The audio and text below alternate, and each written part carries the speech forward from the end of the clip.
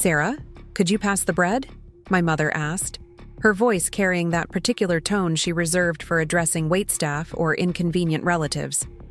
I reached across the white tablecloth at the Riverside Grille, careful not to knock, over any of the crystal water glasses that probably cost more than I used to make in a day. Ryan, my older brother, was holding court at the head of the table, regaling everyone with stories about his latest promotion at the accounting firm. Again.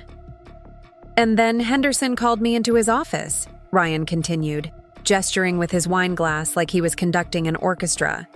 He said, "Ryan, we need someone reliable to handle the Morrison Industries account. Apparently, I'm the only one he trusts with their quarterly projections." Our Aunt Carol nodded approvingly, while Ashley, Ryan's wife, beamed like he'd just announced he'd won the Nobel Prize for spreadsheet management. That's when Ryan's eyes landed on me, sitting quietly at the corner of the table in my simple black dress and cardigan. The same cardigan I'd worn to 3 family gatherings because, apparently, in their minds, people with dead-end jobs couldn't afford new clothes for every occasion. "Speaking of jobs," Ryan said, his voice dripping with what he probably thought was brotherly concern, but sounded more like pity. "Before we jump back in, tell us where you're tuning in from, and if this story touches you, make sure you're subscribed, because tomorrow I've saved something extra special for you." "Sarah, are you still working that cleaning thing?" The table went quiet, except for the soft clinking of silverware against plates. I felt my cheeks warm, but I kept my expression neutral.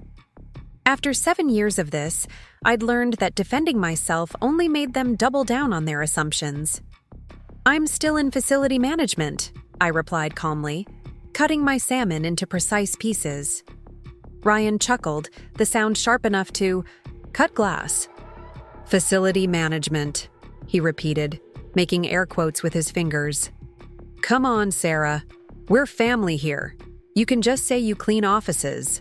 There's no shame in honest work, but let's not dress it up with fancy titles." Ashley giggled, covering her mouth with her perfectly manicured hand. "Ryan, be nice to your sister." But her tone suggested she found the whole thing amusing. "I'm sure Sarah's doing her best. Not everyone can handle the pressure of corporate life." My father, David, shifted uncomfortably in his seat. He never directly joined in these conversations, but he never stopped them either. My mother, Linda, smiled that tight smile she'd perfected over the years. "Well, we just hope Sarah finds something more stable soon, something with benefits and a real future. You can't clean forever, sweetheart." I took a sip of my water and looked around the table at these people who shared my DNA, but understood nothing about my life. They saw me as the cautionary tale, the daughter who'd somehow missed the memo about what constituted success. In their world, success meant a corporate job with a fancy title, a corner office, and a pension plan. It meant wearing suits to work and having business cards with impressive company logos. What they didn't know, what they couldn't even begin to imagine, was that the woman they pitied for her dead-end job had just closed a deal that would add another $50 million to her portfolio. But I wasn't about to tell them that. Not yet. Some revelations were worth waiting for, worth savoring when the timing was perfect. My name is Sarah Mitchell, and I'm 28 years old, though most people would guess I'm younger. I have the kind of face that doesn't command attention in a room, which has turned out to be one of my greatest assets in business. While everyone's looking at the flashy presentations and charismatic speakers, I'm quietly studying the numbers, understanding the market, and making moves that matter. I keep my brown hair pulled back in a simple ponytail most days, wear minimal makeup, and prefer comfortable clothes that let me move freely through construction sites and office buildings. I'm not trying to blend into the background exactly, but I've learned that being underestimated is often more valuable than being noticed. Growing up in suburban Denver, I was always the responsible one. While Ryan was playing tennis and dating cheerleaders, I was helping our elderly neighbor, Mrs. Rodriguez, with her grocery shopping and learning how to balance her checkbook.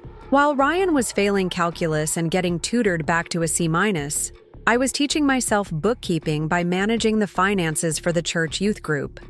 But somehow, his struggle to achieve mediocrity was seen as more admirable than my natural competence.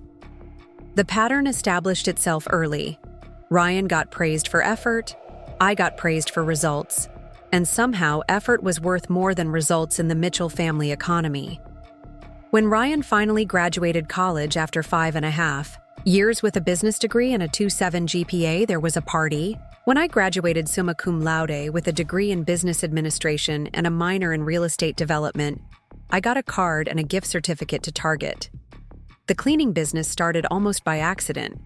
I was working as an administrative assistant at a property management company, filing paperwork and answering phones for $32,000 a year. The pay was terrible, but I was learning everything I could about how commercial real estate actually worked. I noticed that our cleaning contractors were unreliable, overpriced, and doing mediocre work. Buildings would get half cleaned, supplies would disappear, and tenant complaints were constant.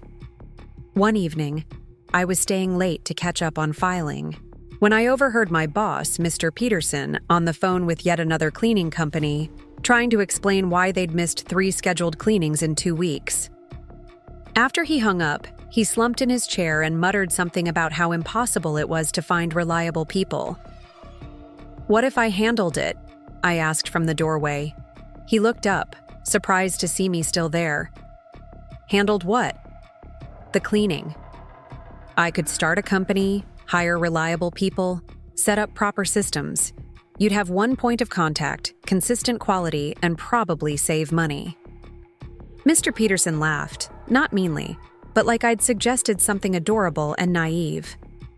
"Sarah, do you have any idea how much work that would be? The insurance alone would cost more than you make in a month." But I'd already been thinking about it. I'd been thinking about it for weeks, actually, watching the parade of failed contractors and calculating what they were charging versus what they were delivering. I went home that night and spent 4 hours researching business licenses, insurance, requirements, and commercial cleaning supply costs. By the time I went to bed, I had a business plan sketched out on 17 pages of legal pad paper. It took me 3 months to save enough money for the initial licensing and insurance. I used my lunch breaks to visit other office buildings, introducing myself to property managers and learning about their cleaning challenges. I discovered that the problems we were having weren't unique. Across Denver, commercial properties were struggling with the same issues: inconsistent service, poor communication, and contractors who treated the work like it was beneath them. Preparing and narrating this story took us a lot of time, so if you are enjoying it, subscribe to our channel. It means a lot to us. Now back to the story. I started small, with just 3 office buildings, working nights and weekends while keeping my day job. I bought a used van for $800 and filled it with professional-grade equipment. I created detailed cleaning checklists, established quality control systems, and trained each employee personally.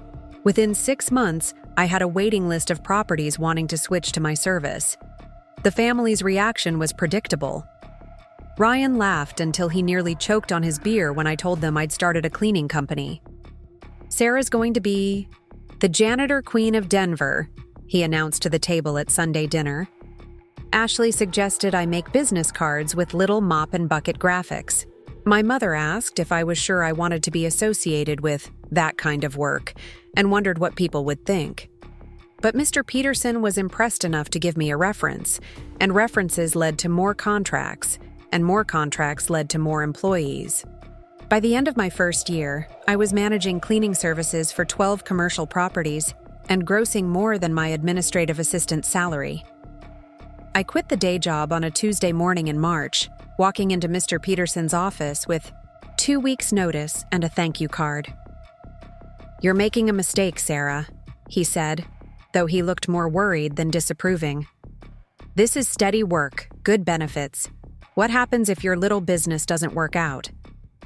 I almost told him that my little business was already generating more profit than his property management company, but I just smiled and said I'd figure it out. I was getting good at keeping my mouth shut and letting people draw their own conclusions. The second year was when I realized I wasn't just running a cleaning company anymore. Properties were asking me to handle maintenance issues, coordinate repairs, manage vendor relationships.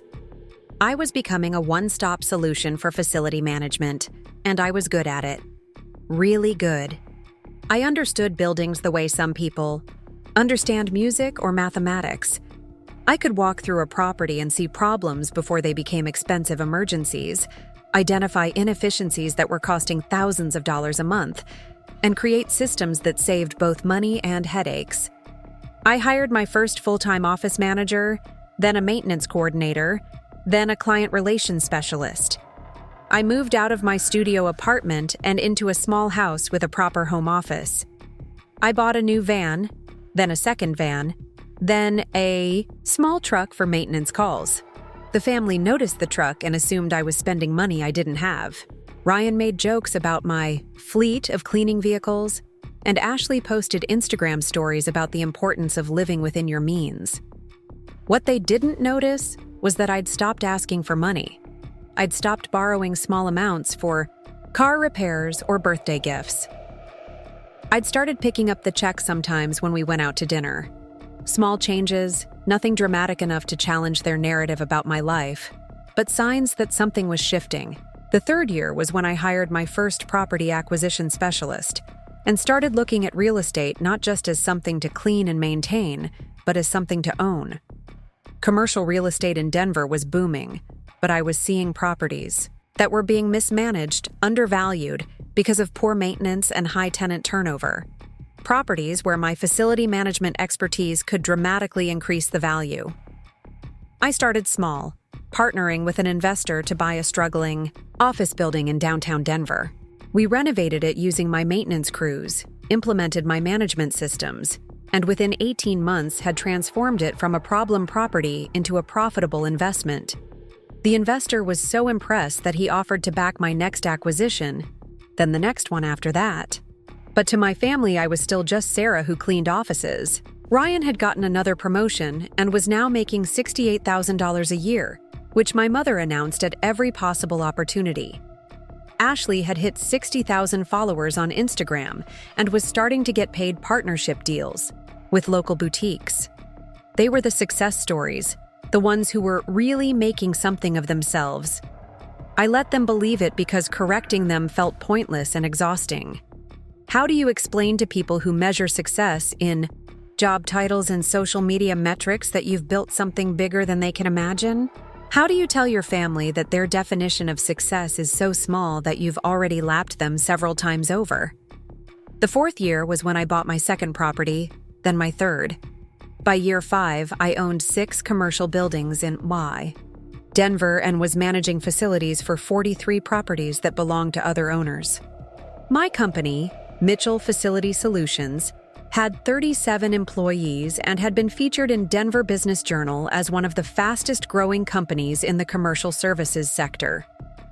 The article included a photo of me standing in front of one of my buildings wearing a hard hat and pointing at some renovation work.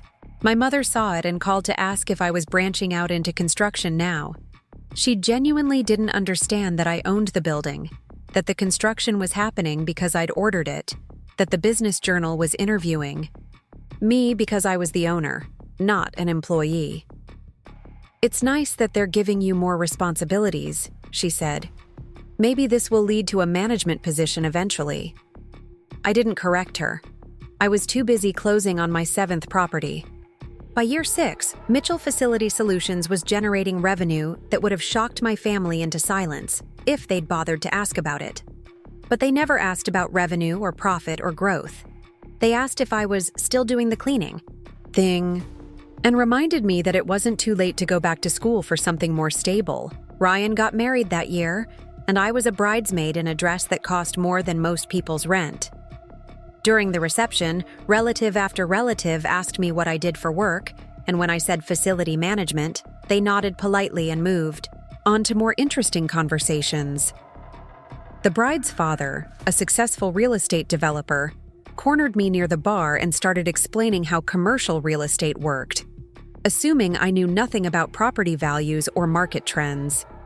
I listened politely and thanked him for the education. 3 months later, I outbid his company on a downtown property acquisition.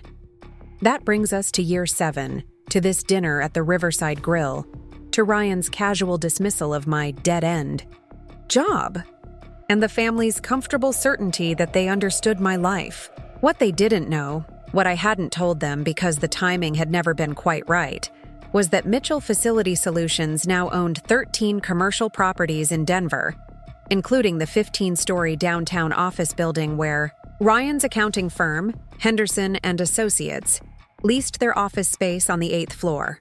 Every month, Ryan's employer wrote a check for their rent that eventually found its way into my company's bank account. Every time Ryan complained about the building's management or praised the cleanliness of the offices, he was unknowingly commenting on my work. Every time he mentioned how impressed his boss was with the efficiency of their facilities maintenance, he was describing my systems, my employees, my standards. The irony was so perfect, it almost felt fictional, but I'd learned patience from 7 years of being underestimated. Good timing isn't about when you're ready to speak. It's about when they're ready to listen. And as I sat at that table, watching Ryan bask in the glow of his latest small promotion while dismissing my cleaning thing, I realized that the timing was getting very close to perfect. Sometimes the best revenge isn't proving people wrong. Sometimes it's letting them be wrong for so long that the truth, when it finally arrives, hits like a freight train. The conversation at the table continued to flow around me like water around a stone. Ashley was showing off photos from her latest influencer event, something about sustainable fashion that she'd attended in exchange for promoting a local boutique. She held her phone at the perfect angle, catching the restaurant's ambient lighting on her engagement ring as she swiped through carefully curated images. "This dress got over 3,000 likes," she announced proudly, tilting the screen toward my Aunt Carol. "The brand wants to work with me on their spring campaign." Carol leaned in, genuinely impressed. "That's wonderful, honey. It's amazing how you've built such a following. You're practically famous." I watched this exchange with the detached fascination of an anthropologist studying a foreign culture. In Ashley's world, 3,000 double taps from strangers constituted meaningful success. In my world, just signed a lease renewal with a tenant that would generate $300,000 in annual revenue. But that wasn't the kind of achievement that translated well to dinner table conversation. Ryan reached over and squeezed Ashley's hand. She's got such a good eye for what people want to see. The brands are starting to notice. He looked across the table at me with what I supposed was meant to be encouraging. "You should get on social media, Sarah. Maybe post some before and after photos of your cleaning projects. People love that transformation content." I almost choked on my water. The idea of posting before and after photos of commercial property renovations on Instagram, complete with hashtags about facility management, was so absurd that I couldn't immediately formulate a response. Not because there was anything wrong with showcasing good work, but because Ryan genuinely believed that my business success should be measured by whether it could generate likes and comments from strangers. "That's actually not a bad idea," Ashley chimed in, clearly warming to the topic. "You could do office makeovers, show how you organize supply closets or make break rooms look prettier. I bet there's a whole audience for productivity and workspace organization content." My mother nodded enthusiastically. "See? Ashley understands marketing. That's the kind of thinking that could really help you grow your little business." Little business. The phrase hung in the air like smoke from a just extinguished candle. Mitchell Facility Solutions employed 37 people, managed 43 properties, and had been approached by 3 different national companies, interested in franchising opportunities. But it was still, in their minds, my little business that could benefit from Instagram tips about supply closet organization. James Parker arrived just as the server was clearing our appetizer plates. Ashley's older brother had been delayed by a client meeting, Something about a commercial development project that had run long. He greeted everyone warmly, apologizing for his tardiness while settling into the empty chair beside me. James was one of those people who commanded attention without trying. Not because he was particularly tall or handsome, though he was both, but because he carried himself with the quiet confidence of someone who knew his own worth and didn't need external validation to confirm it. He worked in commercial real estate development, building the kind of large-scale projects that shaped Denver's skyline. "Sorry I'm late," he said, shaking hands with Ryan and kissing Ashley on the cheek.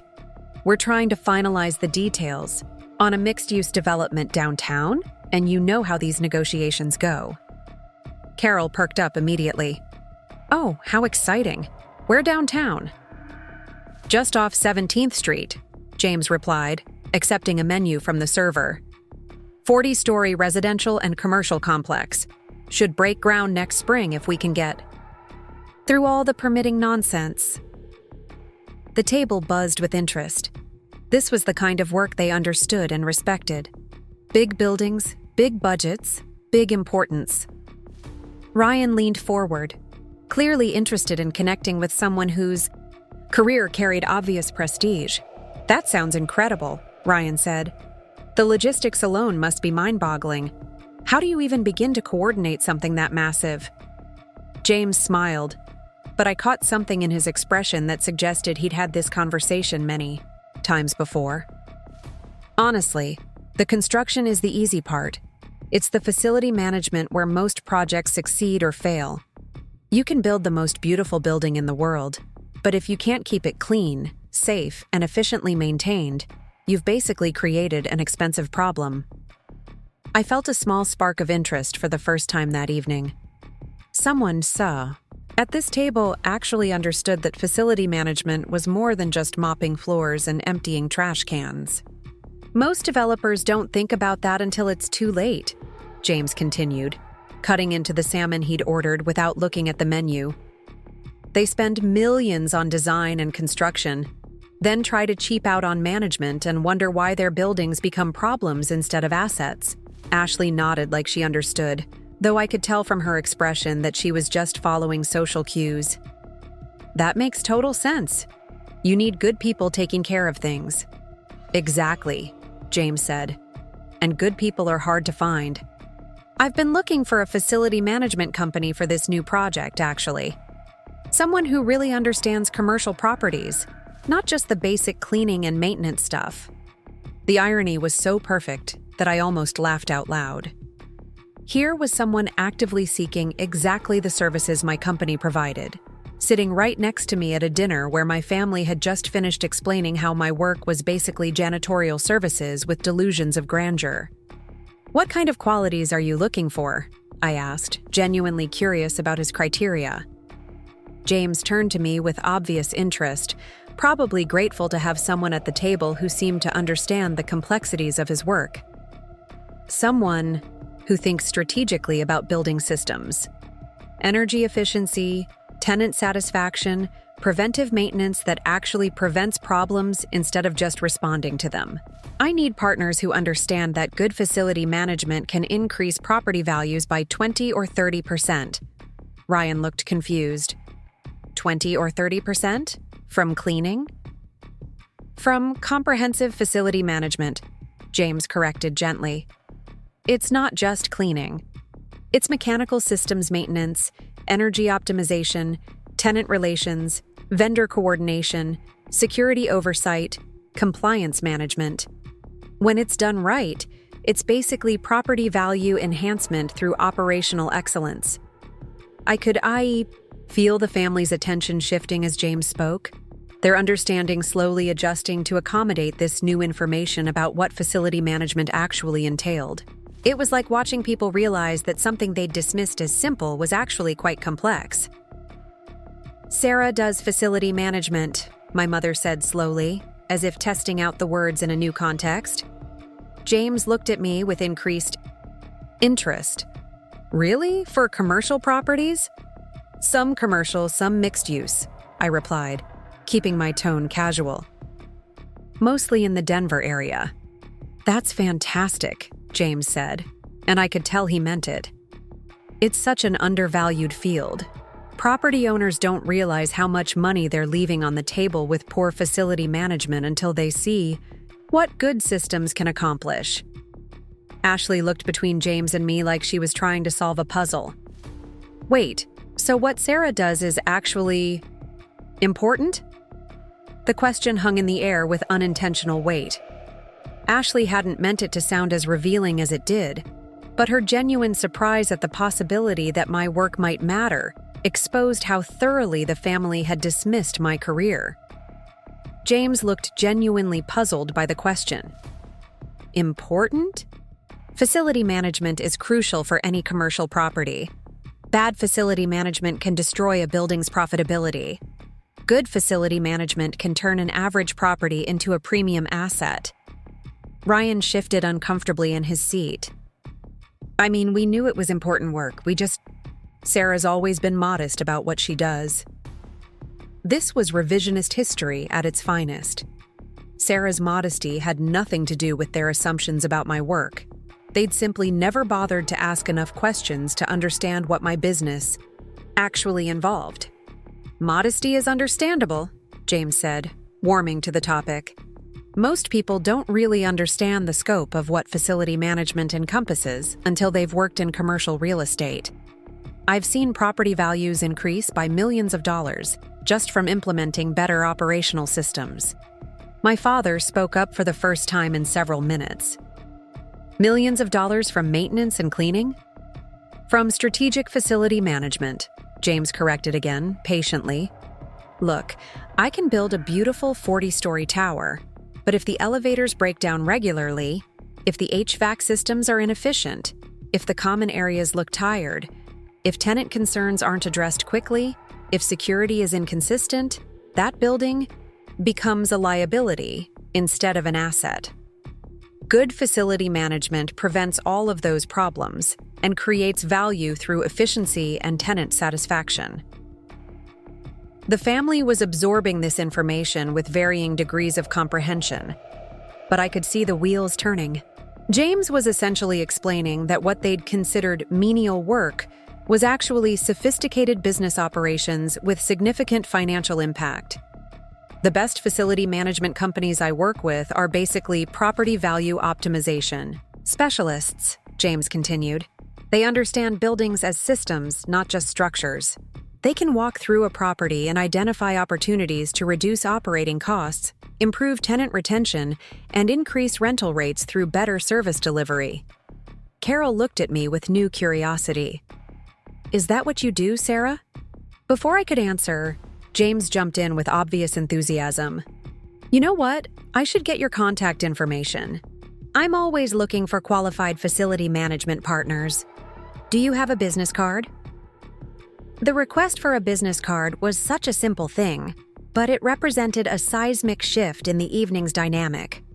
For the first time, someone at this table was treating my work as legitimate enough to warrant professional interest. I reached into my purse and pulled out one of my cards. Simple design, high-quality cardstock, minimal text. Mitchell Facility Solutions. My name, my title as CEO and founder, contact information. Nothing flashy, but professional and substantial. James studied the card with obvious approval. Beautiful design, clean, professional. I like that. He looked up at me. "Mitchell Facility Solutions.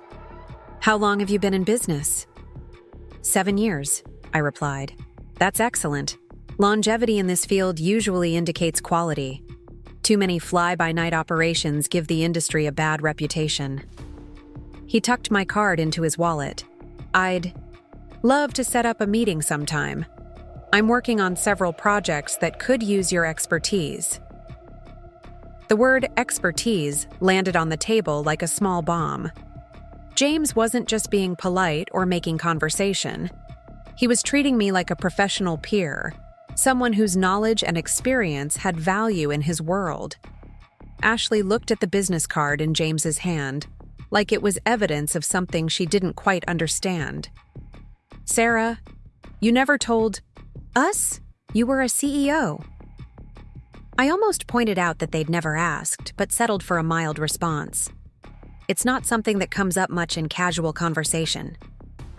Ryan was studying my face like he was seeing me for the first time. CEO of what? Exactly? James answered before I could. Facility management company? Probably handles everything from basic maintenance coordination to comprehensive property operations. Right, Sarah? Something like that, I said. The understatement was deliberate.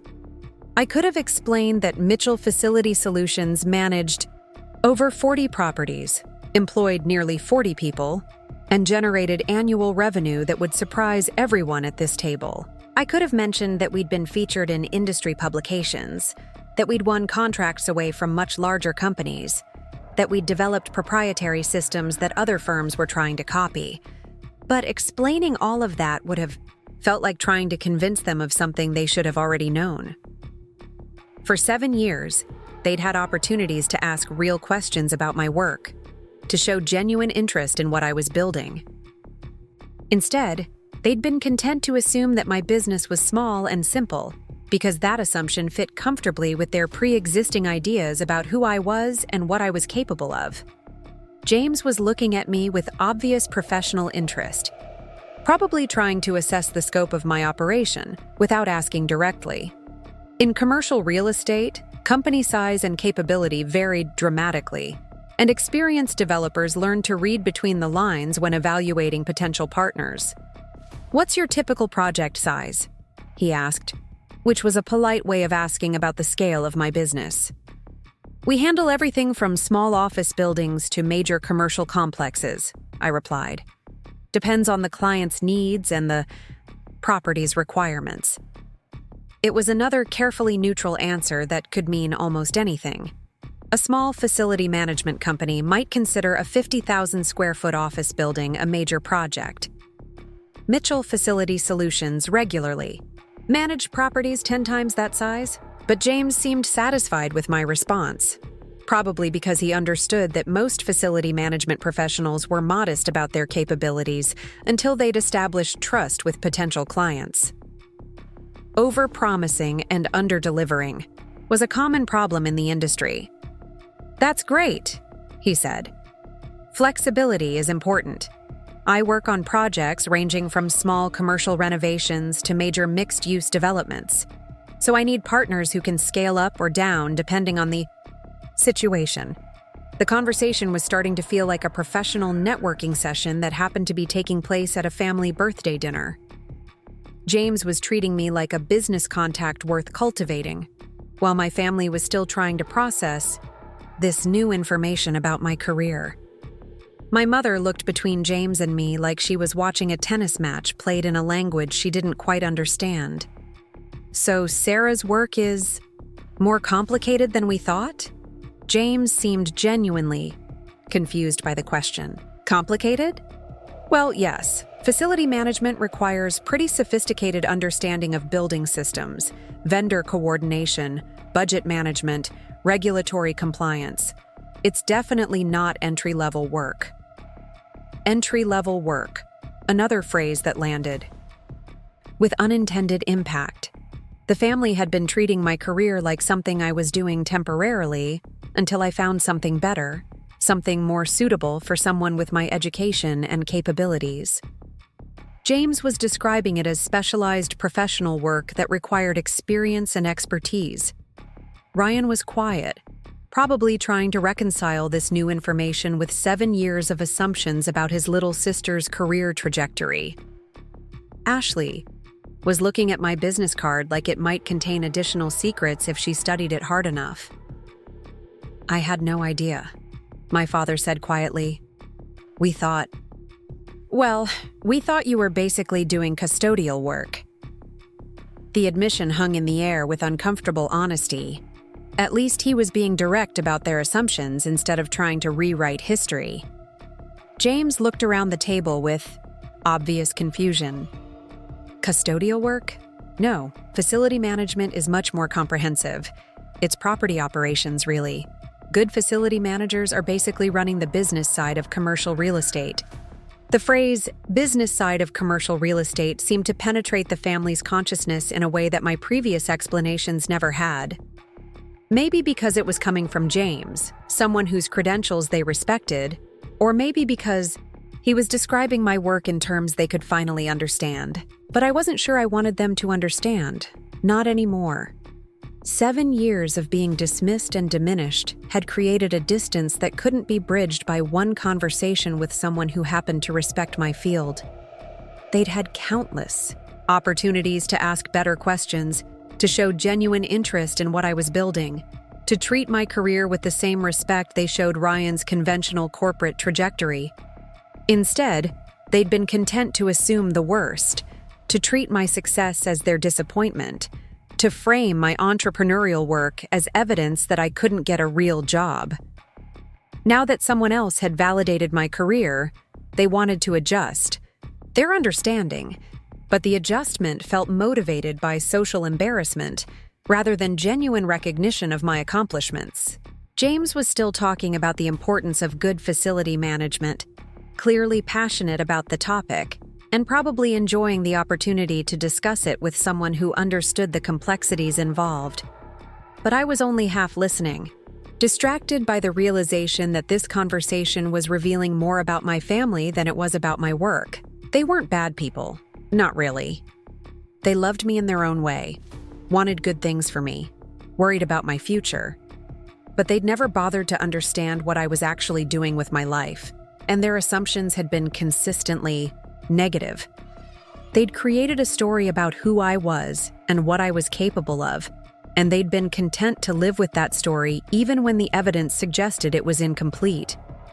The evening was far from over, and I sensed that James's presence was going to continue revealing uncomfortable truths about the gap between my family's perceptions and my reality.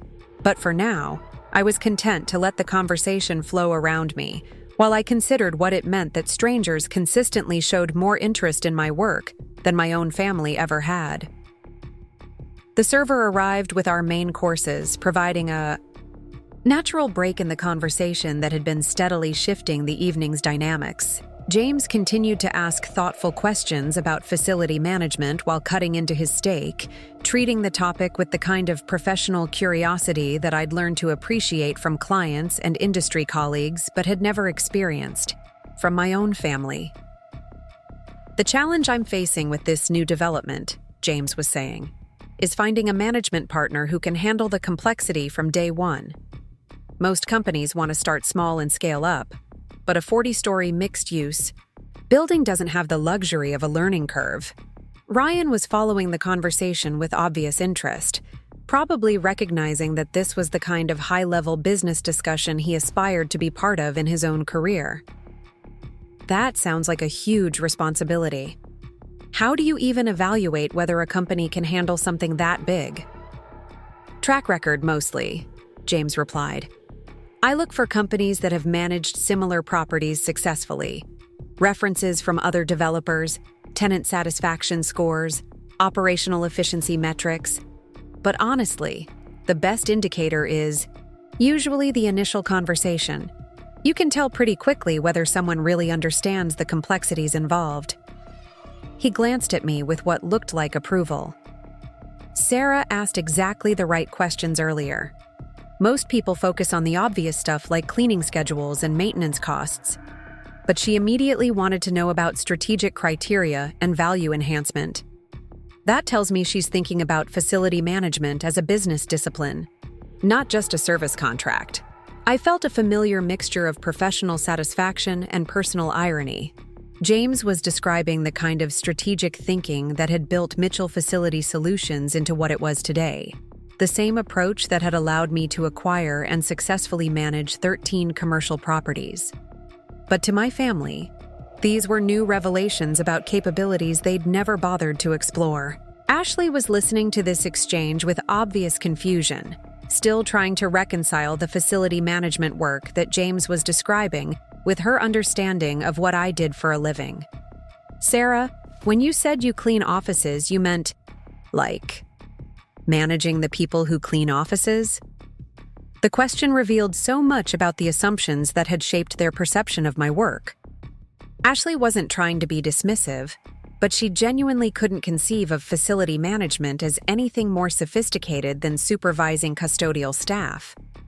"It's much broader than that," James answered before I could respond. "Good facility management encompasses everything that keeps a commercial property operational and profitable. Cleaning is just one component." Carol leaned forward with renewed interest. "What are the other components?" James seemed pleased to have an engaged audience for a topic he was clearly passionate about. "Energy management, for starters. A good facility manager can reduce utility costs by 20 or 30% through smart system optimization. Then there's preventive maintenance programs that extend equipment life and prevent costly emergency repairs. Tenant relations and retention programs that keep occupancy rates high. Security coordination that protects both people and property.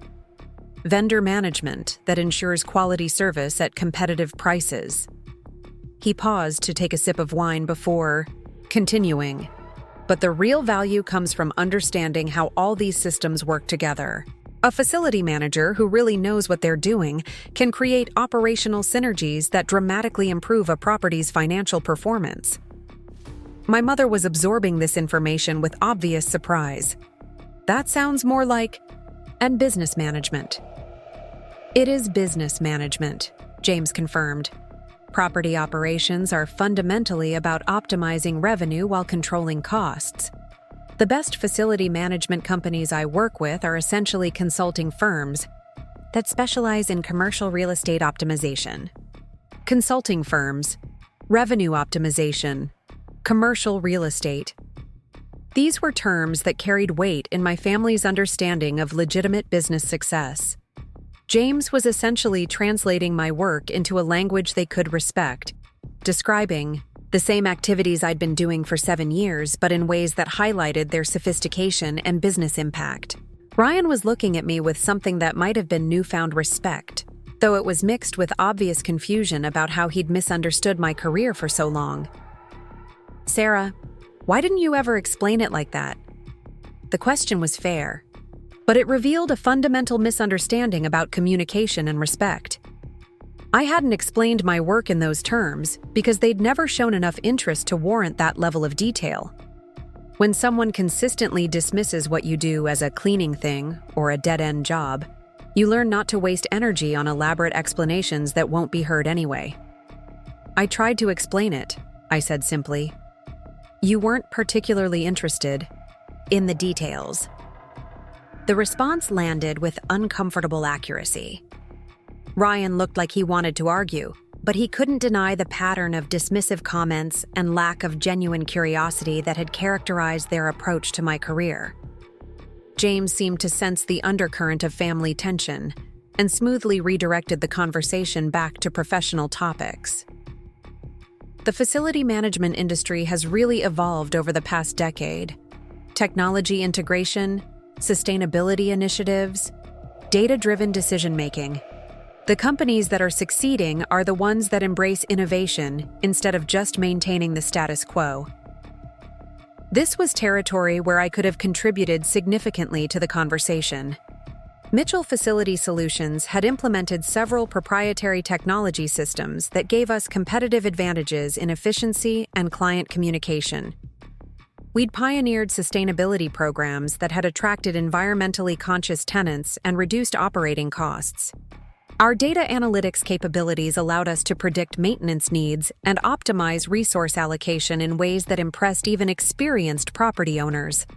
But sharing those details would have felt like showing off, and I'd learned that demonstrating competence to people who were determined to underestimate you often backfired. Instead, I listened as James continued to describe industry trends that I was already implementing successfully. "Are you working on any interesting technology initiatives?" James asked me directly.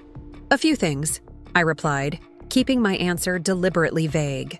"Predictive maintenance systems, energy optimization platforms, some custom solutions for client communication and vendor coordination." It was a massive understatement. Our predictive maintenance system had prevented 3 major equipment failures in the past 6 months alone. saving clients hundreds of thousands of dollars in emergency repairs and business interruption. Our energy optimization platform had reduced utility costs for managed properties by an average of 28%. Our client communication system had become so efficient that 2 competitors had approached us about licensing the technology. But explaining all of that would have sounded like bragging to people who still thought of my work as basic custodial services. James, however, seemed to understand the significance of what I wasn't saying. "That's impressive," he said, and I could tell he meant it. Most facility management companies are still using spreadsheets and phone calls to coordinate everything. Custom technology solutions suggest a pretty sophisticated operation. The word sophisticated hung in the air with particular weight, given the context of the evening's revelations. My family was slowly realizing that their understanding of my career had been not just incomplete, but fundamentally wrong. Ashley was still processing this new information about my work, probably trying to figure out how it fit with her influencer's understanding of business success. "So, Sarah, your company is successful?" The question was so naive that I almost laughed. Ashley's frame of reference for business success was measured in social media metrics and brand partnership deals. The idea that someone could build significant success without Instagram followers or public recognition seemed to genuinely confuse her. "Define successful," I said, partly because I was curious about her criteria and partly because I wasn't sure how to answer without sounding either modest or boastful. James jumped in with his own perspective. In commercial real estate, success is usually measured by client retention, revenue growth, and market reputation. The best facility management. Companies have waiting lists of properties that want to work with them. Client retention, revenue growth, market reputation. Mitchell Facility Solutions excelled in all 3 categories, but I wasn't about to turn the dinner table into a business presentation about my company's performance metrics. My father, who had been unusually quiet throughout most of this conversation, finally spoke up. "Sarah, I think we owe you an apology. We clearly didn't understand what you were building." The apology was unexpected and, honestly, uncomfortable. Part of me appreciated the acknowledgement, but another part of me wondered why it had taken a stranger's validation for them to recognize that their assumptions might have been wrong. "It's fine," I said, though it wasn't really fine. 7 years of dismissive comments and low expectations had created wounds that couldn't be healed by a single dinner conversation. "No, it's not fine," my father insisted. "We should have asked better questions, shown more interest in what you were actually doing." James looked around the table with obvious confusion, probably trying to understand why a successful facility management professional's own family seemed surprised by her competence. In his world, professional respect was earned through performance and results, not granted based on family dynamics or preconceived notions. "How long did you say you've been in business?" James asked me. 7 years. "That's fantastic. Building?" A successful facility management company from scratch takes real entrepreneurial vision. Most people don't realize how competitive the industry is. Entrepreneurial vision. The phrase hit differently when spoken by someone who understood what it actually meant to build a business in a competitive market. James was describing my work using language that my family associated with serious business success, not the casual dismissal they'd been offering for years. Ryan was looking increasingly uncomfortable as the evening progressed, and more information emerged about the sophistication of my career. "Sarah, when you said you started a cleaning company, I thought you meant residential house cleaning." "I know what you thought," I replied, not unkindly but with enough directness to acknowledge the gap between his assumptions and reality. The conversation was revealing layers of misunderstanding that went beyond simple ignorance about facility management as an industry. My family had constructed a narrative about my career that confirmed their existing beliefs about traditional success paths and acceptable professional choices. Entrepreneurship in their minds was risky and unstable, something that people did when they couldn't get real jobs with established companies. But James was describing entrepreneurship, particularly in commercial real estate services, as sophisticated business development that required strategic thinking, market knowledge, and operational expertise. He was treating my decision to start a company as evidence of ambition and capability, not as a fallback option for someone who couldn't succeed in traditional employment. The commercial real estate market in Denver has been incredibly competitive over the past few years, James continued. For a facility management company to not just survive but thrive during that period suggests really strong business fundamentals. Strong business fundamentals. I thought about the financial statements that would have impressed him, the client testimonials that validated our service quality, the industry recognition that we'd earned but that I'd never shared with my family, because they'd never shown interest in those kinds of achievements. Ashley was still struggling to integrate this new information with her existing understanding of success and career prestige. But do people know about your company? Is it famous? The question revealed so much about her worldview and, by extension, the family's general approach to measuring success. Ashley equated recognition with achievement, visibility with value. The idea that someone could build significant success without public recognition seemed to genuinely puzzle her. Fame isn't really the goal in facility management, James explained patiently. The best companies in this industry are known and respected by property owners and developers, but they're not consumer brands. Success is measured by client satisfaction and business performance, not public recognition. This was exactly the kind of success that Mitchell Facility Solutions had achieved. We were well known and highly regarded within the commercial real estate community in Denver. Property managers recommended us to each other. Developers sought us out for new projects. Other facility management companies tried to recruit our employees and copy our systems.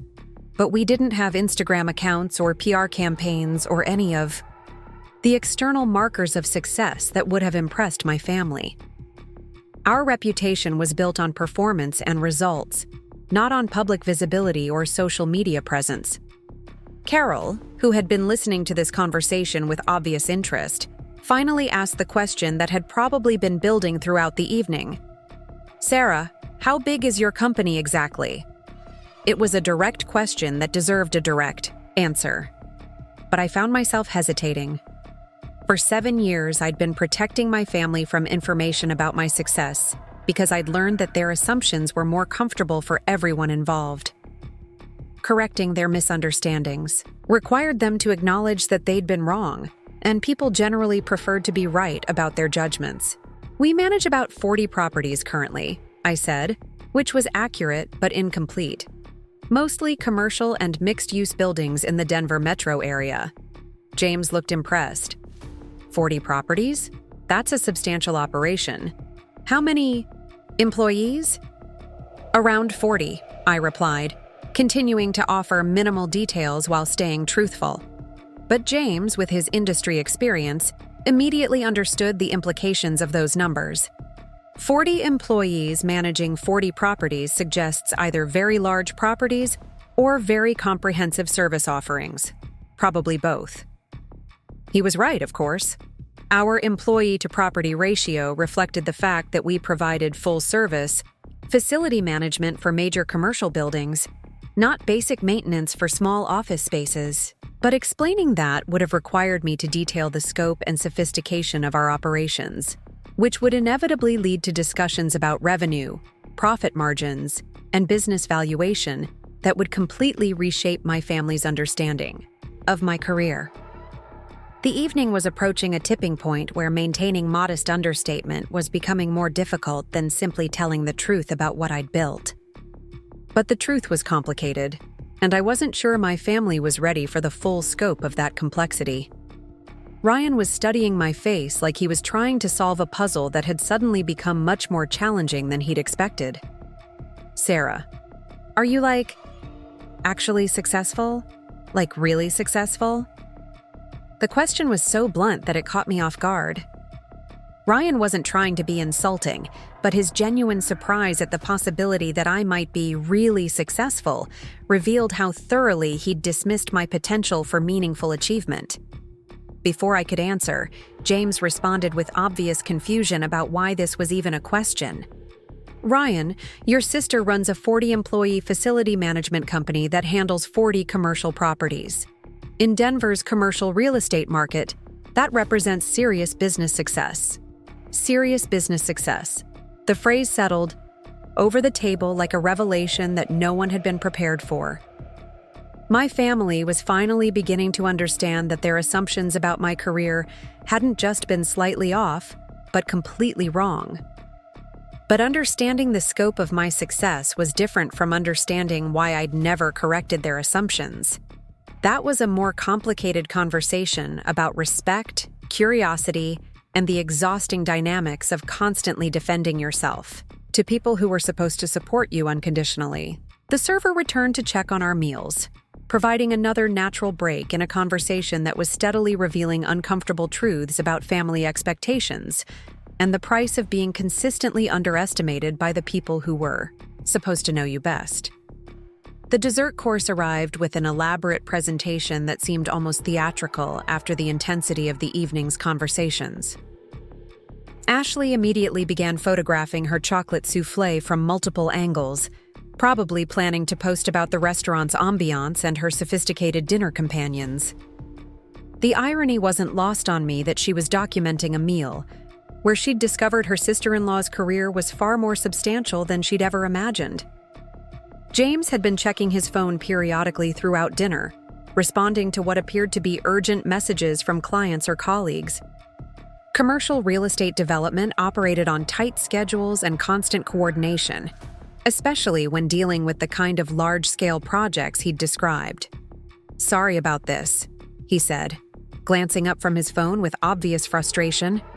"My project manager is dealing with a situation at one of our downtown properties. The facility management company we hired 3 months ago is apparently not working out." Ryan leaned forward with curiosity. "What kind of situation?" "Everything, unfortunately," James replied, setting his phone aside with obvious annoyance. "Tenants are complaining about inconsistent cleaning. The building's HVAC system had a major failure last week that could have been prevented with proper maintenance. And we just discovered that the company has been overcharging us for supplies while using substandard materials." He shook his head with the frustrated air of someone who'd encountered this problem multiple times before. "This is exactly why I'm so careful about facility management partnerships. When they go wrong, they go spectacularly wrong, and the property owner ends up dealing with angry tenants, expensive emergency repairs, and damaged reputation." Carol asked the obvious question. "Can't you just fire them and hire someone else?" "We're definitely firing them," James confirmed. "But finding a replacement who can take over immediately and fix all these problems isn't easy. Most good facility management companies are booked months in advance, and we need someone who can handle a complex commercial property without a learning curve." The conversation had created what felt like a perfect opening, but I found myself hesitating to speak up. Offering my services directly would have felt presumptuous, even though Mitchell Facility Solutions was exactly the kind of company James needed, and we had the capacity to take on additional properties. But Ashley, with her influencer's instinct for making connections, jumped in before I could decide how to respond. "James, couldn't Sarah's company help? I mean, if she's as good as you were saying." James looked at me with obvious interest, probably realizing that he'd been discussing his business problems in front of someone who might actually be able to solve them. "Sarah, what's your current capacity? Could you take on a downtown commercial property on short notice?" The question put me in an interesting position. I could answer honestly and reveal more about the scope of my operations, or I could deflect and maintain the modest understatement that had characterized the evening's revelations about my career. "We might be able to help," I said carefully. "What kind of property are we talking about?" 15-story office building, about 300,000 square feet, mixed tenants ranging from law firms to tech companies, high-end finishes, sophisticated building systems, demanding clientele who expect premium service. I knew the building he was describing before he even mentioned the address. I'd been watching the property for 2 years, waiting for the right opportunity to approach the owners about either management services or potential acquisition. It was exactly the kind of prestigious downtown property that Mitchell Facility Solutions was positioned to handle exceptionally well. "That's the Morrison Building on 17th Street, I said, recognizing the specifications he'd described. James looked surprised. "You know it?" "I'm familiar with most of the major commercial properties downtown," I replied, which was true, but incomplete. I knew the Morrison Building's systems, tenant mix, operational challenges, and financial performance better than some of the people who worked there daily. "That's impressive," James said. "Most facility management companies focus on their existing portfolio and don't pay much attention to other properties in the market." Market awareness and competitive intelligence were fundamental aspects of how I'd built Mitchell Facility Solutions into what it was today. Understanding the broader commercial real estate landscape allowed us to anticipate client needs, identify acquisition opportunities, and position ourselves strategically within the industry. But explaining that level of market sophistication would have required me to reveal more about my business philosophy and operational approach than felt appropriate for a family dinner conversation. "So could you handle it?" James pressed. "I'm talking about taking over management immediately, fixing all the existing problems, and implementing systems that will prevent future issues." Ryan was watching this exchange with obvious fascination, probably realizing that his sister was being offered a significant business opportunity by someone whose professional judgment he'd already learned to respect. "I'd need to see the current management contract and assess the specific issues," I said, maintaining a professional tone while internally calculating what it would take to transition a property of that size and complexity. The Morrison Building would be a prestigious addition to our portfolio, the kind of high-profile property that could serve as a showcase for our capabilities. But taking over from a failed management company required careful planning and significant resource allocation to address the accumulated problems and rebuild tenant confidence. James was nodding approvingly at my response. That's exactly the kind of thorough approach I'd expect from a professional. Too many companies promise they can fix everything immediately without understanding what they're taking on. Ashley was following this conversation with obvious confusion about how her sister-in-law had suddenly become a potential solution to her brother's business problem. "Wait, Sarah could actually take over managing a whole building?" The question revealed that despite the evening's revelations about facility management as an industry, Ashley still didn't fully grasp the scope of what my company did or what I was capable of handling professionally. "Ashley," James said patiently, "Sarah runs a facility management company that handles 40 commercial properties. The Morrison Building would be well within their operational capabilities." But I knew that James's assessment, while accurate, was still based on incomplete information about Mitchell Facility Solutions. He was treating us as a substantial regional company, which we were, but he didn't know about our property ownership portfolio, our proprietary technology systems, or our track record of turning around troubled properties. "Actually," I said, deciding that the conversation had reached a point where additional transparency was warranted, "we specialize in challenging transitions. Properties with operational problems, tenant satisfaction issues, deferred maintenance, backlogs. Those are often our most successful projects." James leaned forward with obvious interest. "Really?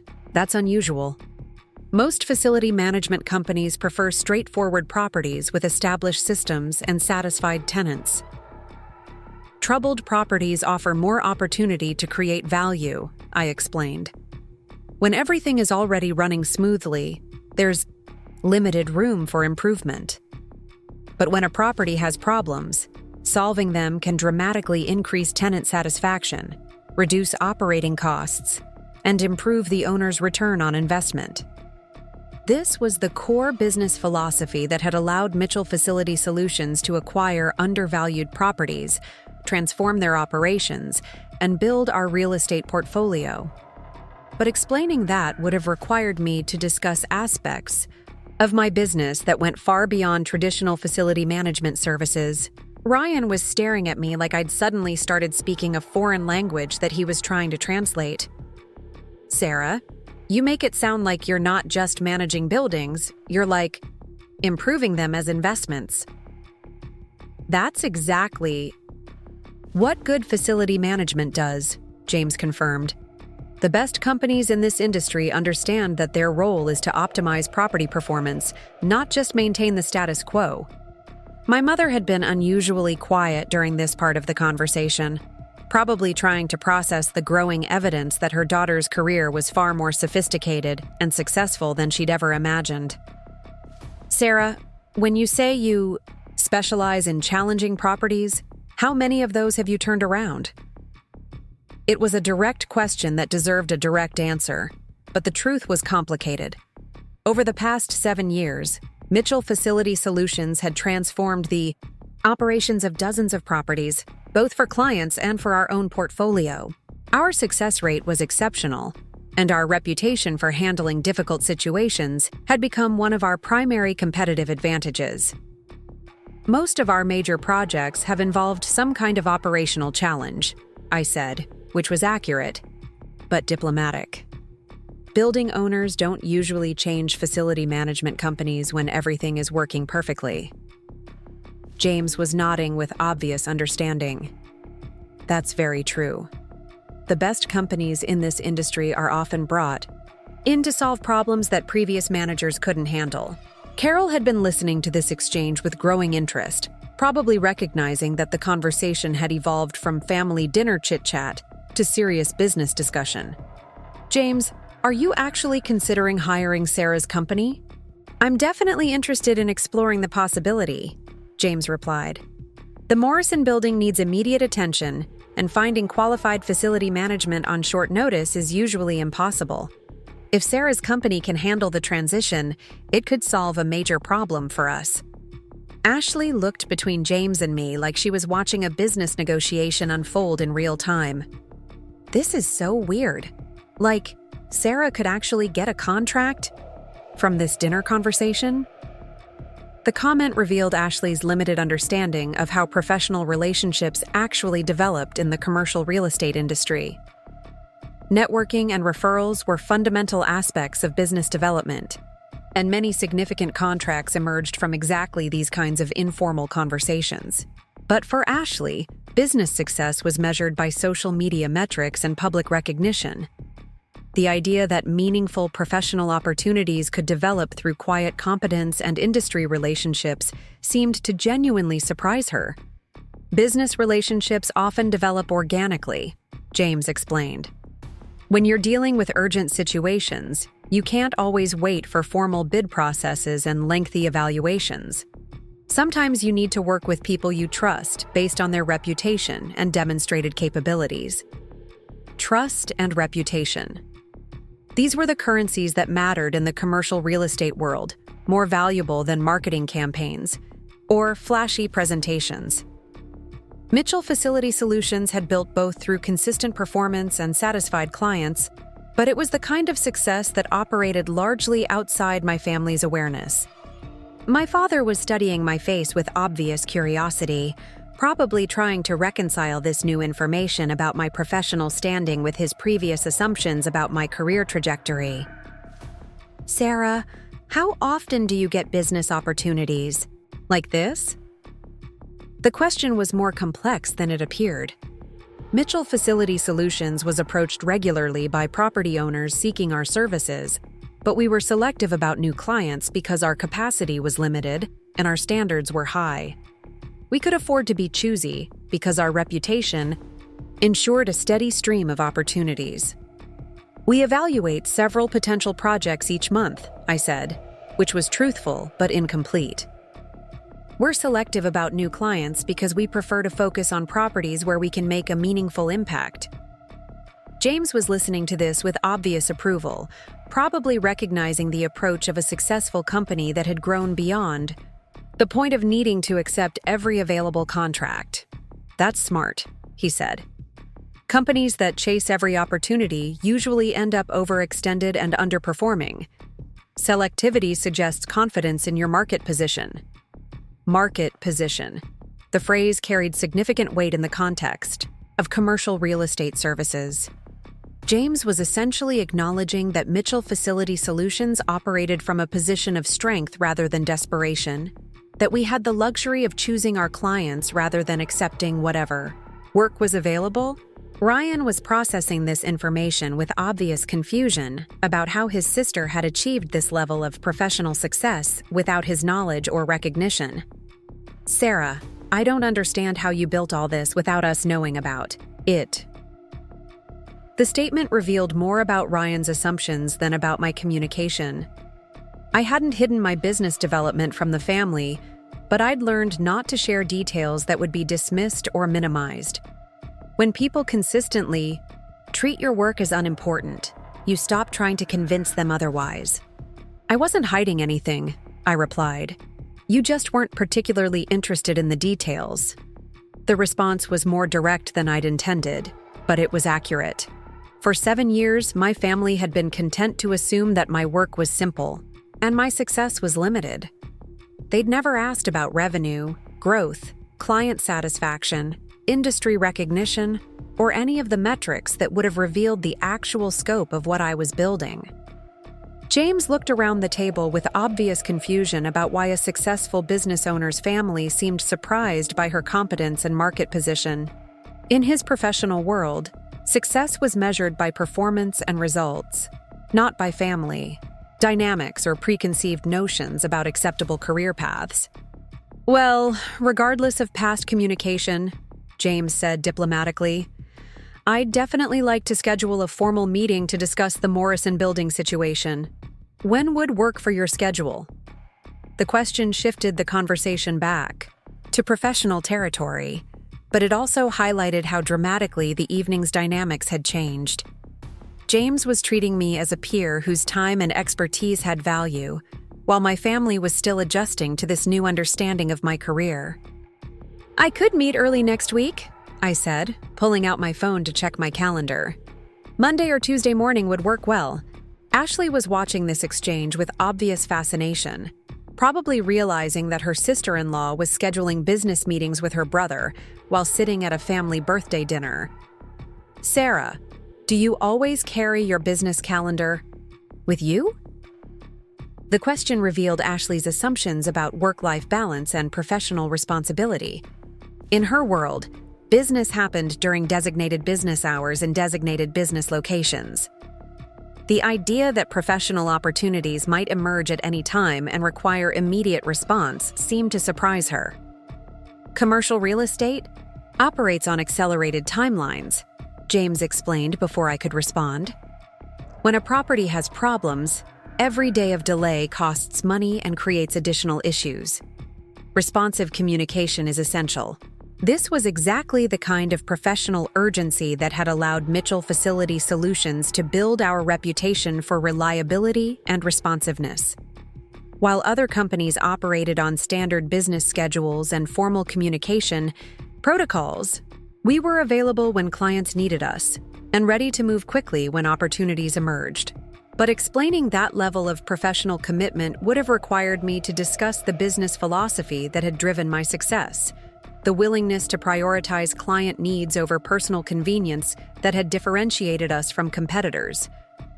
My mother was observing this conversation with obvious bewilderment, probably trying to understand how her daughter had developed this level of professional sophistication without her knowledge or guidance. "Sarah, you sound like you're running a major company." The statement hung in the air with uncomfortable implications. My mother wasn't wrong about the scope of what I'd built, but her surprise revealed how thoroughly she'd underestimated my capabilities and ambitions. "Mitchell Facility Solutions is a significant operation," James confirmed. 40 employees managing 40 properties represents serious business infrastructure and market presence.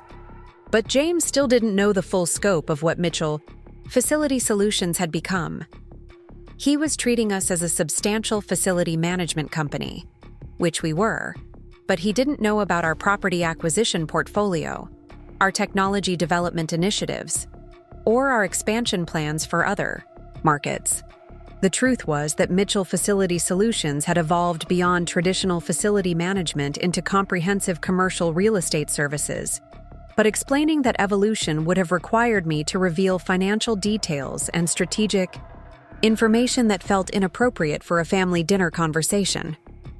"James," I said, deciding to focus on the immediate opportunity rather than trying to explain the broader scope of my business, "why don't you send me the current management contract and a summary of the specific issues at the Morrison building? I can have my team review everything and provide a preliminary assessment by Wednesday." James looked impressed by my systematic approach to evaluating the opportunity. "That sounds perfect. I'll email everything tomorrow morning." Ryan was watching this exchange with obvious amazement, probably realizing that his sister was conducting business negotiations with the same casual competence that he brought to routine accounting tasks. "Sarah," he said slowly, "I think I owe you a huge apology. I completely misunderstood what you were doing with your career." The apology was unexpected and, honestly, uncomfortable. Part of me appreciated the acknowledgement, but another part of me wondered why it had taken a stranger's validation for Ryan to recognize that his assumptions might have been wrong. "It's fine," I said, though it wasn't really fine. 7 years of dismissive comments and low expectations had created wounds that couldn't be healed by a single conversation. "No, it's not fine," Ryan insisted. "I called your work a dead-end job." I made jokes about cleaning offices. I never bothered to understand what you were actually building. The admission was painfully honest, but it also highlighted the fundamental problem with how my family had approached my career. They'd been content to assume the worst without asking questions that might have challenged their assumptions. Ashley was looking between Ryan and me with obvious discomfort, probably realizing that she'd participated in years of dismissive conversations about my work without understanding what she was dismissing. "I think we all misunderstood," she said quietly. "We should have asked better questions, shown more interest in what you were doing." The conversation had reached a point where continued apologies would become more uncomfortable than helpful. My family was genuinely surprised by the revelations about my career, but their surprise also revealed how little attention they'd paid to my actual life and achievements. James seemed to sense the family tension and smoothly redirected the conversation back to business topics. "Sarah, I'm curious about your technology initiatives. Earlier you mentioned predictive maintenance systems and energy optimization platforms. Are those proprietary developments?" The question opened another area where I could have revealed significant information about Mitchell Facility Solutions' competitive advantages and market differentiation. Our technology systems were indeed proprietary, developed in partnership with software engineers and building automation specialists to create solutions that weren't available from other facility management companies. "We've developed some custom solutions that address specific challenges in our market," I said, maintaining the diplomatic understatement that had characterized my responses throughout the evening. But James, with his industry experience, understood the implications of what I was describing. Custom technology development suggests significant investment in research and development. That's unusual for facility management companies. He was right about the rarity of technology development in our industry, but what he didn't know was that Mitchell Facility Solutions technology initiatives had attracted interest from other companies seeking to license our systems. We'd become not just a service provider, but a technology developer whose innovations were creating additional revenue streams. "Innovation is important in any competitive market," I replied, which was true but incomplete. The evening was approaching its natural conclusion, but the conversations had revealed layers of complexity about my career and my family's perceptions that couldn't be resolved in a single dinner. James had unwittingly served as a catalyst for challenging assumptions that had persisted for 7 years. But changing those assumptions would require more than one evening of revelations. "Well," James said, checking his watch, "this has been incredibly productive. Sarah, I'll send you the Morrison building information first thing tomorrow morning, and we can schedule that meeting for early next week. He stood and shook hands, with everyone at the table, treating me with the same professional respect he'd shown throughout the evening. Thank you for a fascinating conversation about facility management. I'm looking forward to learning more about your company's capabilities. After James left, the table fell into an uncomfortable silence. My family was processing the evening's revelations, probably trying to reconcile this new information about my career with their previous assumptions and expectations. Sarah, my mother said finally, I think we need to have a longer conversation about what you've been doing with your life. I looked around the table at these people who shared my DNA, but had never bothered to understand what I was building. Maybe, I said. But that conversation should probably wait until you're genuinely curious about the answers, not just surprised by what you don't know. The response was more direct than I'd intended, but it was honest. 7 years of being dismissed and underestimated had created a distance that couldn't be bridged by a single evening of revelations prompted by a stranger's validation. I gathered my purse and stood to leave, placing my napkin beside my plate, with deliberate care. Thank you for dinner. It was illuminating. As I walked toward the restaurant exit, I could hear the beginning of what would probably be a long family discussion about assumptions, communication, and the price of taking people for granted. But that conversation would happen without me, just as my business success had happened without their support or recognition. Outside in the Denver evening air, I pulled out my phone to check messages from my team.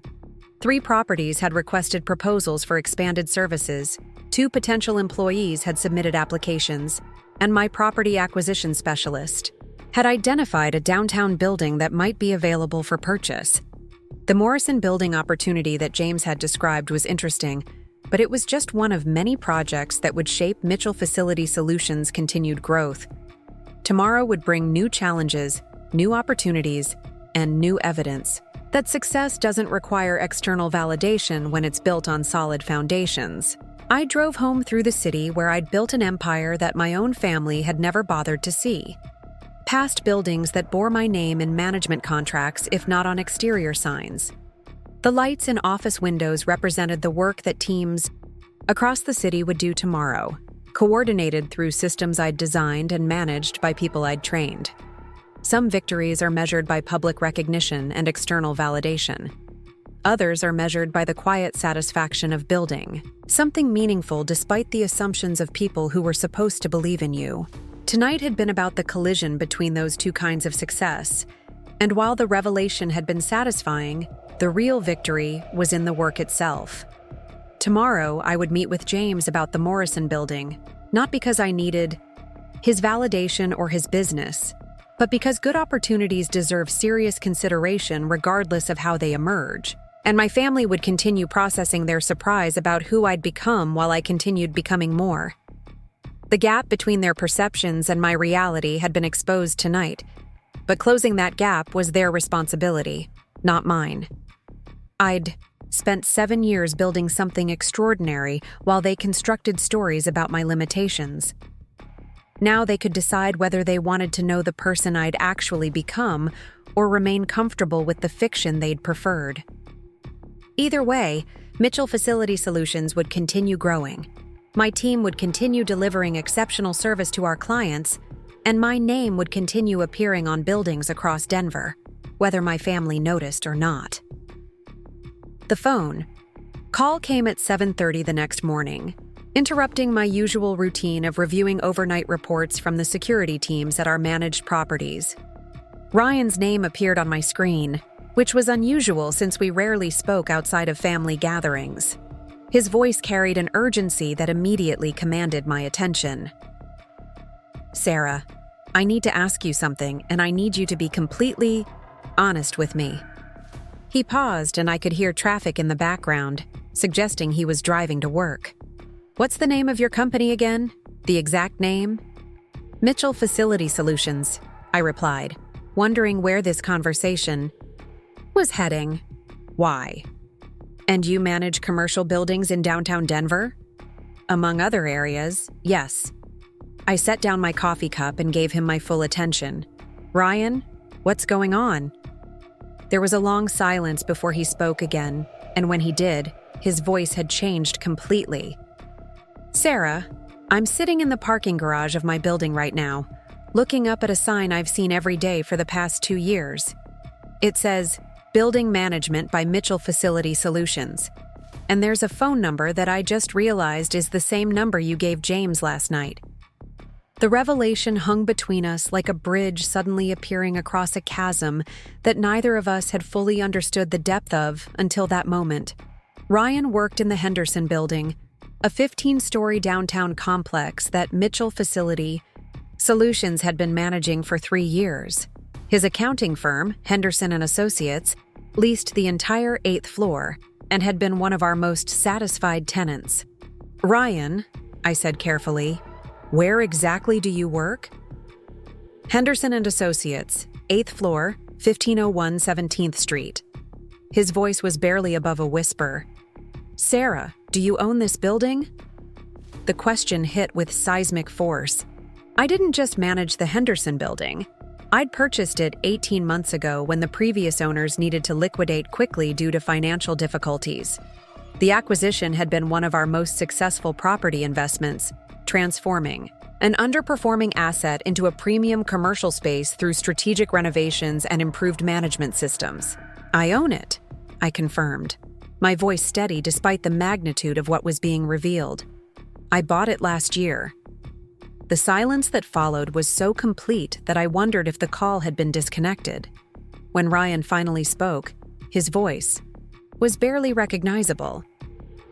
You own the building where I work, the building where I've worked for 2 years, the building where I've complained about management issues and praised the cleaning staff and recommended the property to colleagues looking for office space. Yes. Sarah, every month, Henderson and Associates writes a rent check for $12,000. That money goes to you. To my company? Yes. Another long pause. How much is this building worth? The question was direct and deserved a direct answer, though the implications would be staggering for Ryan's understanding of my financial position. We purchased it for $8.2 million. Current market value is probably around $11 million. Given the improvements we've made. $11 million. He repeated the number like he was trying to make sense of a foreign language. Sarah, you own an $11 million building. It's one of 13 properties in our portfolio, I said, deciding that partial truth was no longer sustainable. The total portfolio value is approximately $43 million. The sound Ryan made was somewhere between a gasp and a choke. 43 million? Sarah, are you telling me you're worth $43 million? The properties are worth that much. The company's overall valuation is higher when you factor in our management contracts, technology assets, and projected revenue streams. I paused, recognizing that I was about to fundamentally alter his understanding of my life. Our business accountant estimates Mitchell Facility Solutions at around $68 million in total value. The silence this time lasted so long that I began to wonder if Ryan had simply hung up the phone and driven away, unable to process information that so completely contradicted everything he thought he knew about his sister's life and career. Ryan, are you still there? I'm here. His voice sounded distant, shell-shocked. I'm just trying to understand how you built a $68 million company while we all thought you were barely making ends meet. You thought I was barely making ends meet because you never asked about my actual financial situation. You assumed struggle because the work didn't fit your definition of prestigious employment. But Sarah, $68 million. That's not just successful, that's wealthy. Like, really wealthy. The distinction he was making revealed how far his assumptions had been from reality. Ryan measured success in annual salary increments and modest promotion announcements. The idea that someone could build generational wealth through entrepreneurship seemed to genuinely shock him. "Wealth is relative," I said, though I knew the deflection was inadequate. The truth was that Mitchell Facility Solutions had generated financial success beyond anything I'd originally envisioned when I started cleaning office buildings 7 years ago. "Sarah, I make $68,000 a year, and I thought I was doing better than you. You're worth 1,000 times what I make annually." The mathematical comparison was stark and uncomfortable. Ryan wasn't wrong about the disparity, but reducing our relative positions to pure numbers missed the more complex emotional and relational dimensions of what had been revealed. "Money isn't everything," I said, though even as I spoke the words, I recognized how they might sound coming from someone whose business success had just been quantified in 8-figure valuations. "No, but it's something," Ryan replied with a bitter laugh. "And apparently it's something you have a lot of while we've been pitying you for 7 years." The accusation stung because it contained truth. My family had indeed approached my career with pity and condescension, assuming that my entrepreneurial work represented failure rather than choice, struggle rather than strategy. "I never asked for your pity, but you never corrected our assumptions either. Sarah, why didn't you tell us? Why did you let us think you were struggling when you were building an empire?" The question demanded an honest answer, but the honest answer was complicated and potentially hurtful. I'd stopped sharing details about my business success because my family's responses had consistently been dismissive or minimizing. When people treat your achievements as insignificant, you learn to protect those achievements by keeping them private. "I tried to tell you," I said finally. "Not the numbers, because that would have felt like bragging, but the substance of what I was building. You weren't interested in hearing it. We would have been interested if we'd known the scale. Would you? Or would you have found new ways to diminish it?" "When I told you I was starting a business," Rachel laughed until she cried. "When I mentioned expanding services, Mom suggested I focus on something more stable. Every time I tried to share something meaningful about my work, someone had a comment about how I should be doing something else instead." Ryan was quiet, probably reviewing 7 years of family conversations and recognizing the pattern I was describing. Our family had indeed approached my entrepreneurial efforts with skepticism and subtle discouragement, preferring the safety of traditional employment over the uncertainty of business ownership. "You're right," he said eventually. "We were condescending. We treated your business like a phase you'd eventually outgrow." The admission was painful, but necessary. My family's approach to my career had been shaped by their own risk aversion and conventional definitions of professional success. Entrepreneurship made them uncomfortable because it challenged their beliefs about security and acceptable career progression. "The night Grandma died," I continued, "I told you all that I was considering expanding into property acquisition. Dad said I was getting ahead of myself and should focus on building a sustainable service business first." I remember that conversation. I'd already put an offer on my first building. The expansion he was warning me against had been in progress for 6 months. Another long silence as Ryan processed this information. "So when we were giving you advice about being realistic and managing expectations, I was closing deals worth millions of dollars and building a portfolio that would eventually make me financially independent." "Sarah, this is insane. How did we get it so wrong?" The question was fair, but also naive. They'd gotten it wrong because they'd never bothered to ask the right questions or pay attention to the evidence that might have challenged their assumptions. My business success hadn't been hidden, just ignored by people who were comfortable with their preconceptions. "You got it wrong because you decided what my story was, and then stopped listening to information that didn't fit that narrative." Ryan was quiet again, probably recognizing the truth in what I was saying, but struggling with the implications for how our family had treated me for years. "Sarah, I'm sitting in this parking garage looking up at your building, and I honestly don't know how to process this. Yesterday, I thought you cleaned offices for a living. Today, I find out you own the building where I work, and you're worth more money than I'll probably earn in my entire career. The revelation was indeed overwhelming, but it also highlighted the degree to which my family had been content with superficial understanding of my life. They'd known I worked in facility management, but had never investigated what that actually meant for someone who was good at it and ambitious about growing it. Ryan, can I ask you something? Of course. In the 3 years you've worked, in that building, have you ever noticed the quality of the facility management? The cleanliness, the maintenance, the responsiveness to tenant concerns? Actually, yes. Henderson and Associates chose this building partly because the management is exceptional. The common areas are always immaculate. Maintenance requests get handled immediately. The building runs like clockwork. Mr. Henderson mentions it regularly as one of the best managed properties he's ever seen. And you never wondered who was responsible for that level of service? There was another pause as Ryan presumably considered the question. I guess I just assumed it was normal. Good buildings are well managed. No, Ryan. Good buildings are well managed by good management companies. Bad buildings are managed by companies that cut corners and provide minimal service. The difference in quality is dramatic, and it directly impacts tenant satisfaction and property values.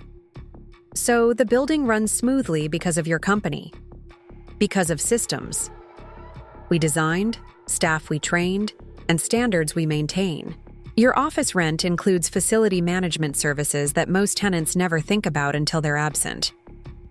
Ryan was beginning to understand that his daily work environment was actually a showcase for my company's capabilities, that the professional environment he'd taken for granted was the result of sophisticated operational systems that I'd developed and implemented. Sarah, this is blowing my mind. I've been working in a building you own, paying rent to your company, benefiting from services your team provides, and recommending the property to other businesses, all while thinking you were barely getting by, with some small cleaning operation. The irony wasn't lost on me. Why didn't you ever say anything? When I complained about building management issues at other properties, when I praised this building's operations, when I talked about looking for better office space for our firm, because you weren't talking to me about those things, you were talking to the family about your work experiences. I was just the sister with the dead-end job who occasionally happened to be present during those conversations. The distinction was important. Ryan had shared professional experiences with the family, but he'd never engaged me as someone whose expertise might be relevant to his work challenges. I'd been relegated to the role of sympathetic listener rather than potential resource or peer. God, Sarah, I feel like such an idiot. You're not an idiot. You just made assumptions based on incomplete information and then stopped gathering new information that might have changed your understanding. But I should have been curious about your work. I should have asked better questions, shown more interest in what you were building. The regret in his voice was genuine, but it also highlighted how passive his approach to our relationship had been. For 7 years, he'd been content to accept surface-level information about my career without investigating deeper or challenging his initial assumptions. Ryan, I'm going to ask you to do something, and I need you to really think about your answer. Okay.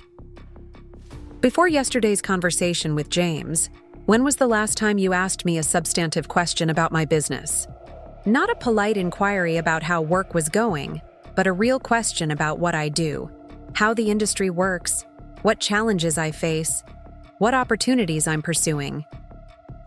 The silence stretched long enough to become uncomfortable. Ryan was, presumably, reviewing years of family interactions and recognizing that his interest in my career had been superficial at best. I can't remember ever asking you questions like that, he admitted finally. I think I just assumed your work was straightforward and didn't require the kind of complex thinking that makes for interesting conversation. And why did you assume that? Because. Because cleaning and maintenance seemed like basic services that anyone could provide. I didn't realize there was strategic thinking involved. So you assumed my work was simple because you didn't understand what it actually involved? Yes. And instead of asking questions that might have educated you about the industry or my role in it, you were content to maintain those assumptions. Yes. His voice was getting smaller with each admission.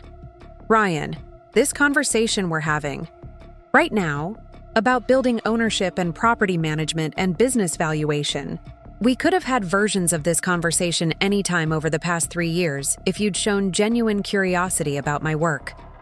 I know, and I'm sorry. The apology was sincere, but it couldn't change the fact that he'd worked in my building for 3 years while treating my career as insignificant. The missed opportunities for connection and understanding couldn't be recovered through retroactive regret. I appreciate the apology, but I want you to understand something important. This isn't just about you not knowing that I'm financially successful. It's about you not being curious enough about my life to discover what I was passionate about, what I was proud of, what I was working toward. You're right, I was a terrible brother.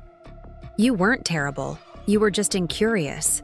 And when someone you're supposed to care about starts a business, expands that business, achieves success in that business, the natural response should be interest and support, not dismissive assumptions about the limitations of their chosen field. Ryan was quiet, probably recognizing that this conversation was about more than misunderstood career trajectories.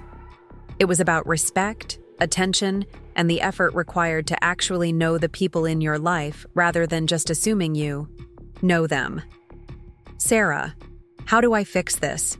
How do we fix this? I don't know if it needs to be fixed.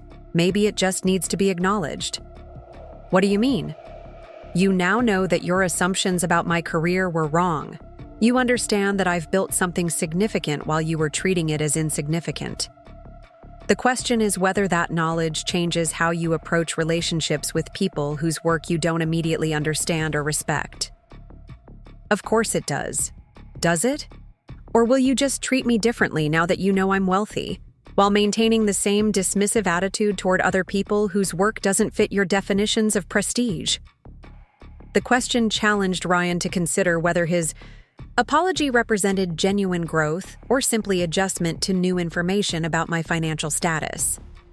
The broader issue was his approach to evaluating and respecting different types of work and achievement. I want to be better about this, Sarah. I want to understand what you've built and appreciate what you've accomplished. Then start by asking questions instead of making assumptions. Be curious about people's work instead of categorizing it as important or unimportant based on your preconceptions. I will, I promise. We talked for another 20 minutes with Ryan asking detailed questions about how I'd built Mitchell Facility Solutions, what challenges I'd faced, what opportunities I was pursuing. His curiosity felt genuine, though it was impossible to ignore that it had taken the revelation of significant wealth to motivate his interest in my professional life. As our conversation was ending, Ryan made an observation that stayed with me long after we hung up. Sarah, you know what's really crazy about all this? I've been bragging to people about working in this building for 3 years. I've told colleagues and clients that Henderson and Associates chose one of the best managed properties in Denver. I've used the building's quality as evidence of our firm's success and good judgment. And I was essentially bragging about your work without knowing it. Every time I praised this building's management, I was unknowingly praising something you created. The irony was indeed profound. Ryan had been benefiting from and promoting my company's services while simultaneously diminishing my career in family conversations. He'd experienced firsthand the value of sophisticated facility management while dismissing facility management as menial work. The building runs well because we make it run well, I said. That's not an accident or coincidence. It's the result of systems, standards, and attention to detail that most people never see but everyone benefits from. I see that now. and I'm sorry it took me so long to see it." After the call ended, I sat in my home office looking out at the Denver skyline, much of which was visible from my downtown loft apartment. Several of the buildings in my line of sight were properties that Mitchell Facility Solutions managed or owned. The city that had once seemed vast and intimidating when I was starting my business had become familiar territory, a landscape where my company's work was quietly but significantly present. The conversation with Ryan had been cathartic, but also melancholy. 7 years of family gatherings where my work had been dismissed, where my achievements had been minimized, where my potential had been consistently underestimated. All of that time, I'd been building something substantial while they constructed stories about my limitations.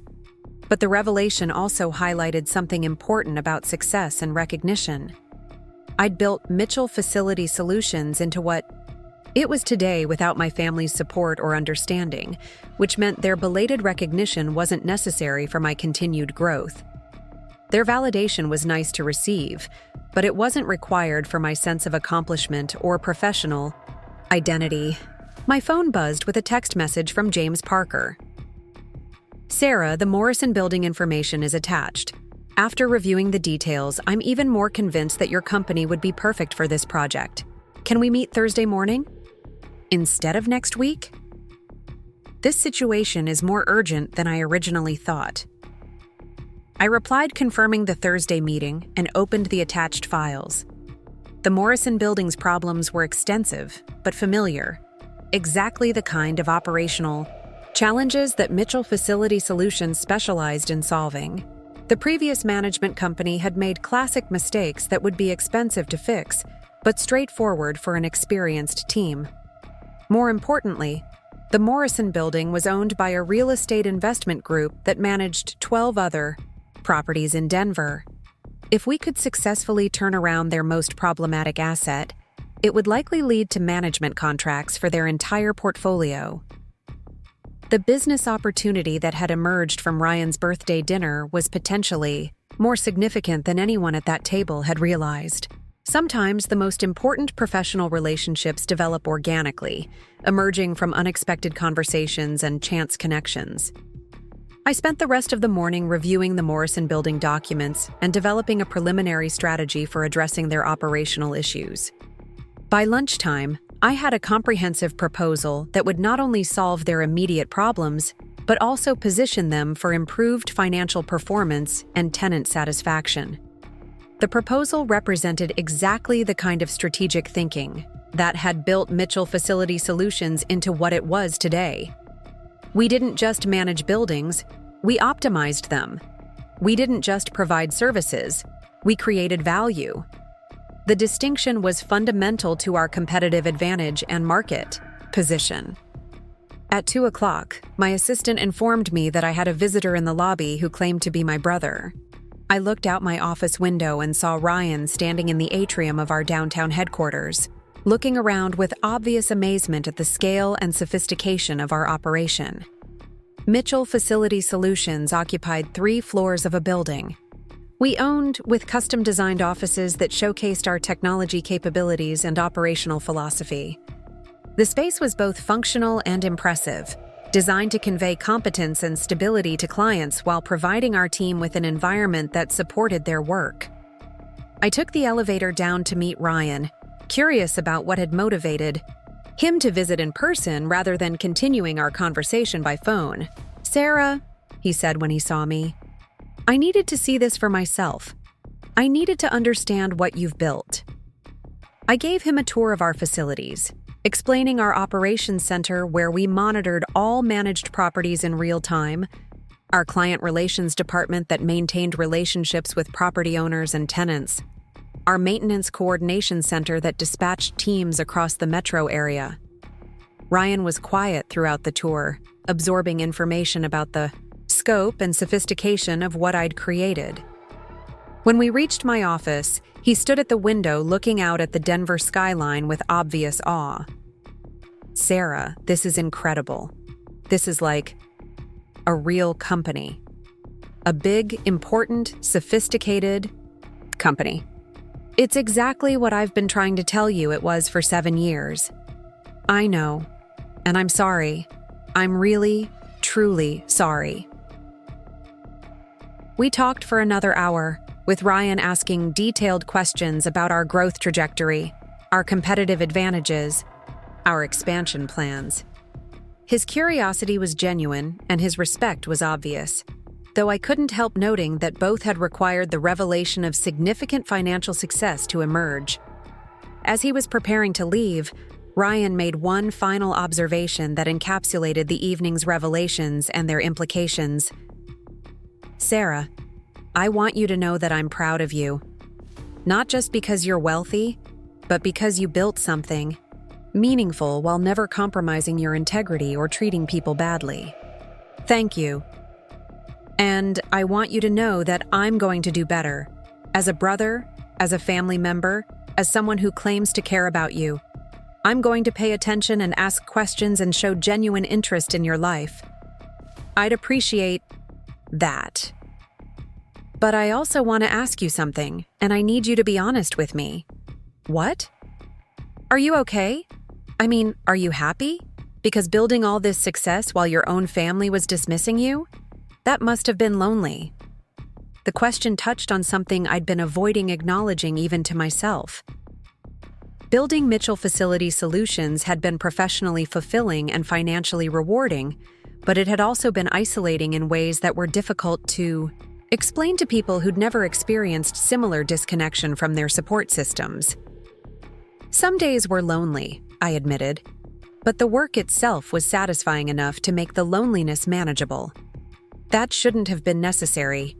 You should have had family support and recognition from the beginning. Maybe. But I also learned that external validation isn't required for internal satisfaction.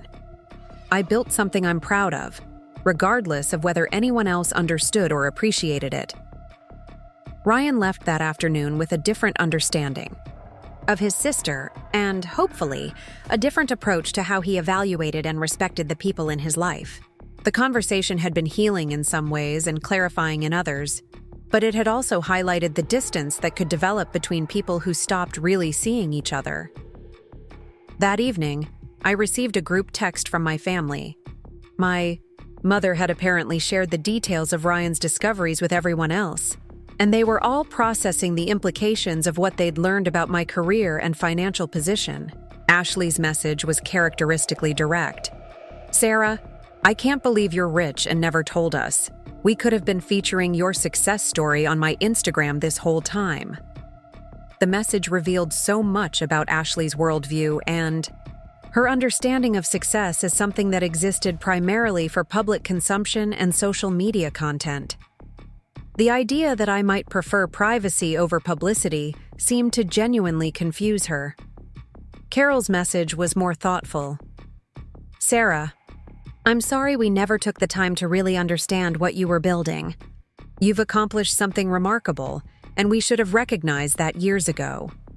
My father's message was brief, but meaningful. "I'm proud of you, sweetheart, and I'm sorry we weren't more supportive when you needed us to be." My mother's message was the longest and most complex. "Sarah, I've been thinking about all the times we worried about your future and offered advice about finding more stable work. I'm embarrassed that we were so wrong about what you were capable of and what you were achieving. I hope you can forgive us for not being the family you deserved during these important years."